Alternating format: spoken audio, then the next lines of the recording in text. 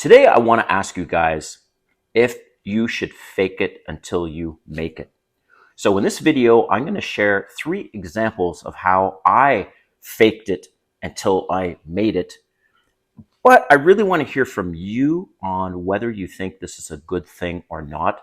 Obviously, it's probably situational, but let me know in the comments what you think of should you fake it until you make it. But I will share these 3 stories, so keep watching and maybe this will inspire you in some way and you'll learn something from this. All right. If you're new to my channel, welcome. My name is Kane. I'm the Sober Bachelor. This channel is 100% dedicated to dating advice for older guys. And if you haven't subscribed, hit that subscribe button and a notification button because I'm dropping a video every day. All right. You've heard this phrase many times, fake it till you make it, right? What exactly does that mean? Is it situational or should you always be your authentic self? So 3 stories.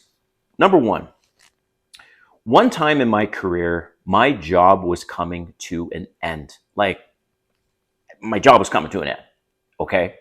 And here I was going through interviews with another potential employer. And I had to essentially fake it till I make it in terms of I was desperate, all right? My job was coming to an end. And in my field of work, high ticket roles don't come along very often, all right? And I was, to be honest, I was shitting myself. I was like, fuck, what am I going to do? I only have like 2 months and then I'm out of a paycheck, all right? So I had been interviewing with this company quite a few times. I've had interviews and I had to pretend that I didn't need the job really. I was interested. You know what I mean?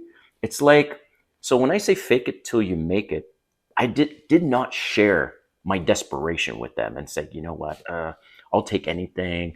My job is coming to an end in a couple months.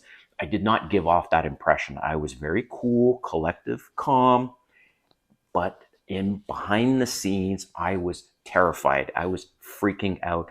I had no idea how I was going to pay my mortgage. It was getting bad. And I was like against the ropes. I had basically no other option, nothing else in the pipeline. I was like, damn. So from an employer standpoint, from a career standpoint, I did not share with them, as I mentioned, my desperation. I got the job, thankfully, okay? I got the job.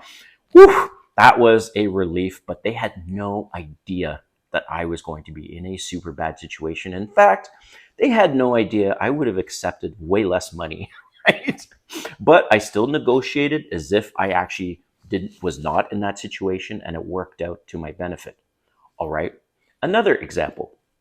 I have a business. Actually, I have several businesses on the side, and one of my businesses is I sell toilet paper and disposable paper products, right? It's all private label. I work with customers that put their own brand and their own label on this stuff. And so here's the reality, right? My company, I'm a one-man show. It's just me. And I have this website and I talk about all the stuff and manufacturing procedures and quality control, blah, blah, blah, blah, blah. My website does not say it's just me. I let people make whatever assumptions they need to make, but I also don't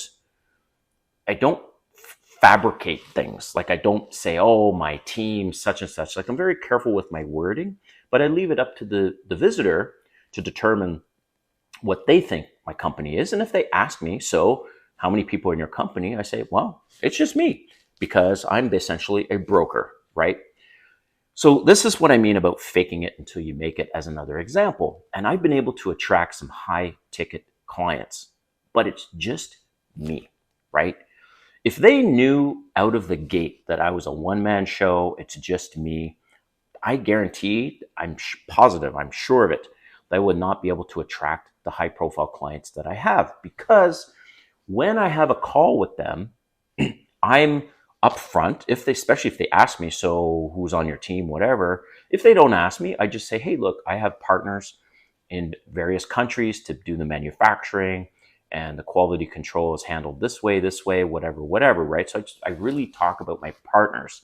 But then I also have accolades in terms of where my brand has been featured in, what stores the products are sold in. So for example, though I personally right? Don't work with these brands.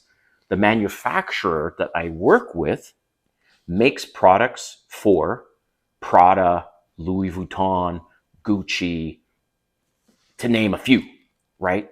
So, though they're not my clients, the company that makes the products for me and my clients, that's the kind of caliber of companies that they're making products for. So I leverage wherever opportunity I can. So, some people might think, well, you're kind of faking it. Well, not really. It's just positioning yourself in the most favorable way, right? But again, I want to hear from you guys on what you think about this whole fake it till you make it. Should it just be situational? Should you always fake it till you make it? Anyways, last example is dating. Whew. So look, I was married before and I've been single for 2.5 years. In I would say my first 9 months of dating, from being separated from my then wife, I was emotionally broken. And I will share that with you guys. I was a fucking mess emotionally. Being married for 20 years, now on my own, alone. Though I loved the peace and quiet and the freedom, it was so radically different in my life that it was very hard on me emotionally, right? Over 2 years later, I feel like a brand new man. But there was a time where dating was very, very challenging. But the thing is, I want to encourage you guys, if you are in the middle of a separation, a divorce, and you kind of feel emotionally broken, you don't have to dump all of this onto your dates. You do not, right? You don't have to say anything. You could just keep it super high level, super surface level, whatever. And they say, so what's your situation? You say, okay, I'm newly separated. You don't have to say anything else. So that could be another example of faking it until you make it, in terms of a good thing, a good thing that can come out of faking it till you make it. Because on the one hand, you're broken, right? But on the other hand, you want to meet someone. And so I get it. But you also don't want to dump all your baggage on them, right? And all your hurt, all your suffering on someone. They're not they're, they're not interested to hear that, all right? They want a healed person ultimately. But what if you're not healed and you still want to date? So this is what I mean about fake it till you make it. And these are it's super situational, but I want to hear from you in the comments. Like, what do you think ultimately about this? Is it a good idea? Should you be completely authentic and, like, I guess, honest? That's not being dishonest. It's just, again, like I said, it's presenting your best version of yourself, even though it's not necessarily, the reality is, behind this painted house, this beautiful exterior, inside it's a messy house. Right? So this is what I wanted to do this video about. Let me know what you think in the comments. Thanks for watching, and we'll see you next time.